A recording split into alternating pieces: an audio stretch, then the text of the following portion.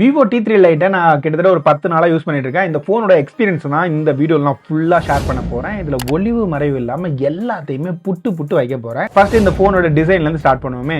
Box இருக்குல்ல, box பாக்குறதுக்கு ஒரு பக்கம் சாம்சங் மாதிரி இருக்கு, இன்னொரு பக்கம் ஆப்பிள் மாதிரி இருக்கு, இப்போ வந்து நத்திங் மாதிரி கூட இருக்கு. ஏன்னா சைஸ்ல ரொம்ப குட்டியா இருக்குல்ல. குட்டியாகும் போதே உங்களுக்கு ஒரு விஷயம் தெரிஞ்சிருக்கும், பாக்ஸ்ல ஒண்ணுமே கிடையாது, வெறும் கேபிள் இருக்கு, சில பேப்பர் ஒர்க்ஸ், அவ்வளவுதான் விஷயம். சார்ஜர் பாக்ஸ்ல வரல. ஒரு 10,000 ரூபாய் செக்மெண்ட்ல லான்ச் ஆகிற போன்ல சார்ஜரை கட் பண்ணது நியாயமா? சரி, இதை தவிர்த்து பார்த்தோம்னா இந்த போன்ல வேற நல்லா இருக்கு, எப்படி இருக்குன்றத பார்த்தலாம். இப்போ இதோட டிசைன்ல இருந்து ஸ்டார்ட் பண்ணுமே. பேக் டிசைன் பாக்குறதுக்கு அழகா இருக்கா? அழகா தான் இருக்கு. பின்னாடி ஒரு மாதிரி கிளாசி மெட்டீரியல் மாதிரி இருக்கு, ஆனா அது பிளாஸ்டிக் தான். நெக்ஸ்ட் இதோட சைட் ஃப்ரேமும் பிளாஸ்டிக் தான். இதோட பில்ட் குவாலிட்டி எப்படி இருக்கு தெரியுமோ? தெரியாம கீழேயும் போட்டேன், பாத்துங்க. இதான் இதோட பில்ட் குவாலிட்டி. ஓரளவுக்கு டீசெண்டா இருக்கு, ஆனா கண்டிப்பா ஸ்கிரீன் சைட் பட்டிருந்தா தெரிச்சிருக்கும். சைட் ஃப்ரேம் இப்போதைக்கு காணாம போயிடுச்சு. சரி, இப்போ இந்த டிஸ்பிளே சைடுக்கு ப்ரொடெக்ஷன் ஏதாவது இருக்கான்னு கேட்டா கண்டிப்பா எதுவுமே இல்ல. இங்க ஓவரால் ப்ரொடெக்ஷனுக்கு IP64 ரேட்டிங் கொடுத்திருக்காங்க. அது ஓரளவுக்கு நல்லா ஹோல்ட் பண்ணும். சரி, இப்போ டிஸ்பிளே சைடு வருவோமே. இங்க HD டிஸ்பிளே தான் யூஸ் பண்ணிருக்காங்க. இதோட டச் ரெஸ்பான்ஸ் எப்படி இருக்குன்னு கேட்டா ஓரளவுக்கு டீசெண்டா இருக்குங்க. ரொம்ப வெஸ்டர்ன்லாம் சொல்ல மாட்டேன், ரொம்ப ஸ்மூத்தா இருக்குன்னு சொல்ல மாட்டேன். ஓகே அந்த ரேஞ்சுக்கு தான் இருக்கு. இப்போ டிஸ்பிளேயோட பிரைட்னஸ்ல ஒரு விஷயம் நல்லாவே பண்ணிருக்காங்க.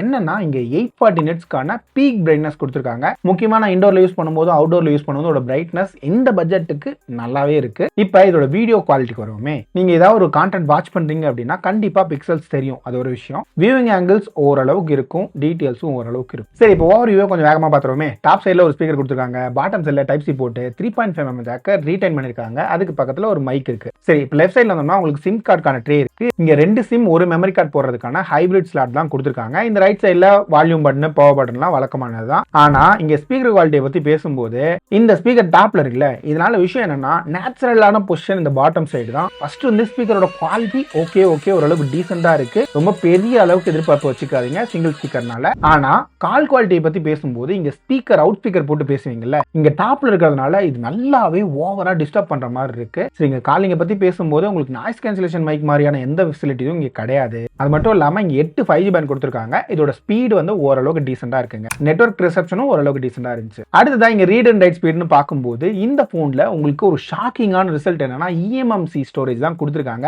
ஒரு 10,000 ரூபாய்க்கு மேல eMMC ஸ்டோரேஜ்ன்றது 2024ல ஏத்துக்கிற விஷயமாமோ. சரி, இதோட ரீட் அண்ட் ரைட் ஸ்பீட் நல்லாவே அடி வாங்குது இந்த செக்மெண்ட்ல, சொல்லிக்கிற லெவலுக்குலாம் இல்ல. அப்புறம் இந்த போன்ல finger print, side mounted finger print தான். இது ஓரளவுக்கு நல்லாவே வேலை செய்யுதுங்க. இதுல குறை சொல்ற மாதிரிலாம் இல்ல. இதோட ஃபேஸ் அன்லாக்கோட குவாலிட்டி நல்லா தான் இருக்கு. அப்புறம் இந்த போன்ல பெர்ஃபார்மன்ஸ் பார்க்கும்போது டைமென்சிட்டியோட 6300 தான் யூஸ் பண்ணிருக்காங்க. இது 6100 பிளஸோட ஓவர் கிளாக்ட் வெர்ஷன். ஆனா போன வருஷமே ஒரு 4.1 அந்த மாதிரிலாம் ஆண்ட்ராய்டு ஸ்கோர் பார்த்துட்டு இருந்தேன். ஆனா இந்த வருஷம் எனக்கு ஒரு அரௌண்ட் 4.04 லேக்ஸ் வேல்யூமான ஸ்கோர் கிடைக்குது. இது ஒரு அளவுக்கு டீசென்டான ஸ்கோர். சரிங்க, ஸ்கோரோட ரியல் லைஃப் தான் முக்கியம். சரி, மற்ற பெஞ்ச் மார்க்கிங் பார்த்தோமே கிக் பெஞ்ச் ஓரளவுக்கு டீசென்டான ஸ்கோர் கிடைக்குது. ஆனா தெர்மல் த்ராட்லிங்ல வெறும் 85% ஸ்டெபிலிட்டி தான் கிடைக்குது. இந்த பிரைஸ் பாக்கெட்டுக்கு த்ராட்லிங் ஆகக்கூடாது, ஆனா ஆகுதுன்றது ஒரு நெகட்டிவா பார்க்கலாம். சரிங்க, ரியல் வேர்ல்டு எக்ஸ்பீரியன்ஸ் பார்க்கும்போது டே டு டே லைஃப்ல நீங்க நார்மலான டாஸ்க் யூஸ் பண்றீங்கன்னா எந்த பிரச்சனையும் கிடையாது. ஓரளவுக்கு ஸ்லோவா தான் ஓப்பன் ஆகும், இருந்தாலும் மேனேஜபிளா தான் இருக்கும். ஆனா இங்க பஞ்சாயத்து எங்க ஸ்டார்ட் ஆகுதுன்னா, நீங்க ஏதாவது கேமிங் விளையாடுறீங்க அப்படின்னா, கேஷுவலா விளையாடுறீங்களோ ஹெவியா விளையாடுறீங்களோ, உங்களால PUBGல 40 FPS வரையும் புஷ் பண்ண முடியும். அந்த அளவுக்கு ஸ்மூத்தான எக்ஸ்பீரியன்ஸ்லாம் இல்லைங்க. ஓகேன்ற அளவுக்கு இருக்கு. ஆனா அதை முடிச்சுட்டு நான் ஓப்பன் பண்றேன் ஏதாவது ஒரு அப்ளிகேஷன் அப்படின்னா அந்த இடத்துல நல்லாவே லேக் ஆகுது. சரிங்க, 4GB RAM and 6GB RAM 2 option கொடுத்துருக்காங்க. நம்ம கையில இருக்கிறது 4GB RAM தான். இங்க LPDDR4X RAM-க்கான சப்போர்ட்டோட தான் இது வருது. சரி, இப்போ இதோட பேட்டரி லைஃப் வருமே. இங்க பேட்டரி லைஃப்னு பார்த்தோம்னா 5000 mAh பேட்டரி கொடுத்திருக்காங்க. நான் முன்னாடியே சொன்ன மாதிரி இந்த போன்ல சார்ஜர் பாக்ஸ்ல இல்ல. சரி, அடிஷனலா வாங்குவான்னு பார்த்தோம்னா இந்த போனுக்கு 15 வாட்கான சார்ஜிங் சப்போர்ட் பண்ணு. சரி, இதை நீங்க பண்டில் ஆஃபரா வாங்குறீங்கன்னா ஒரு 400 ரூபீஸ்ல உங்களால வாங்க முடியும். ஆனா அந்த இடத்துல இதோட சார்ஜிங் ஸ்பீட்னு பார்க்கும்போது தான் ஷாக்கிங்கா இருக்கும். சரி, நான் என்கிட்ட இருந்த ஒரு டிஃபால்ட்டான ஒரு 18 வாட்கான அடாப்டர் வச்சு தான் சார்ஜ் பண்ணேன். இது மூலமா எனக்கு கிட்டத்தட்ட ஒரு 2.5 ஹவர்ஸ்ல ஃபுல் சார்ஜ் ஆச்சு. 0%ல இருந்து 100%. 2024ல 2.5 மணி நேரம் ஒரு சார்ஜிங்காக ஒரு போன்ல வெயிட் பண்ணுமான்னு கேட்டா நான் வெயிட் பண்ண மாட்டேன்பா. சரி, இதுக்காகவே நான் இந்த 10 வாட்கான சார்ஜர் ஒன்று வாங்கினேங்க, விவோடது தான். ஆனால் இதில் சார்ஜ் பண்ணனா எனக்கு கிட்டத்தட்ட ஒரு 3.5 மணி நேரத்துக்கு மேலே அசால்ட்டாக எடுக்கும். 2024 ஸ்டாண்டர்டில் 10 வாட்டில் 3 மணி நேரத்துக்கு மேலேனா யோசிச்சு பார்த்துங்களே, கஷ்டம். சரி, இந்த பேட்டரி லைஃப்னு பார்த்தோம்னா இங்கே HD டிஸ்பிளே அப்படின்றதுனால உங்களுக்கு அசால்ட்டாக 7 to 8 ஹவர்ஸ்க்கான ஸ்க்ரீன் ஆன் டைம் கிடைச்சிரும். சொல்ல போனா ஒரு 2 நாளுக்கான பேட்டரி லைஃப் இந்த போன்ல நீங்க எதிர்பார்க்கலாங்க. இந்த போன்ல கேமரா குவாலிட்டின்னு பார்த்தோம்னா இங்க சோனி சென்சார் பயங்கரமா மார்க்கெட் பண்ணி வச்சிருந்தாங்க. ஆனா அது எந்த சென்சார், எப்பத்தி பழைய சென்சார்னு எங்கேயுமே மென்ஷன் பண்ணல. இந்த டைமென்சிட்டியோட 6300 பேர் பண்ணும்போது இதோட ரிசல்ட் எப்படி இருக்குன்னு கேட்டா ஆவரேஜ் தாங்க. 10,000 ரூபாய் செக்மெண்ட்ல இருக்கிற மோட்டோவை கம்பேர் பண்ணும்போது இது அந்த அளவுக்கு சிறப்பா இல்ல. இதோட அவுட்புட் நீங்களே பாருங்களேன்.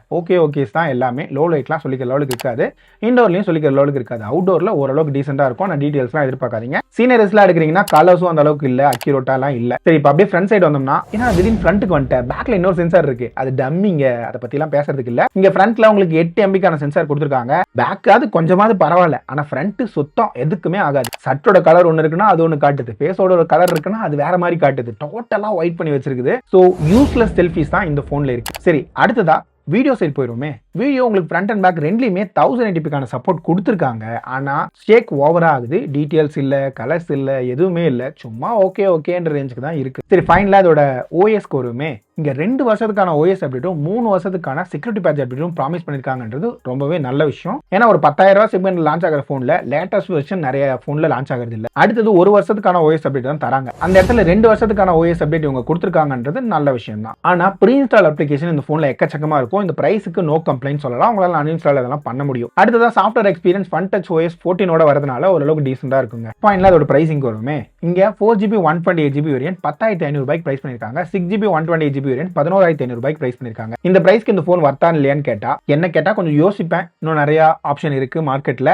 ஒருவேளை நீங்க வரப்போற காலங்கள்ல 2-3 மாசத்துல நிறையவே ஆஃபர்ஸ் வரப்போகுது, அந்த இடத்துல இந்த போன் ஒரு 8,500 ரூபாய்க்கு கிடைக்குது அப்படின்னா நீங்க கன்சிடர் பண்ணலாம். ஆனா அந்த சார்ஜர் நீங்க தனியா வாங்குவீங்களா? கீழே இருக்கிற கமெண்ட்ஸ்ல சொல்லிருங்க. இன்னும் நிறைய இன்ட்ரெஸ்டிங்கான வீடியோஸ்ல பார்க்கலாம். அது வரைக்கும் பாய்.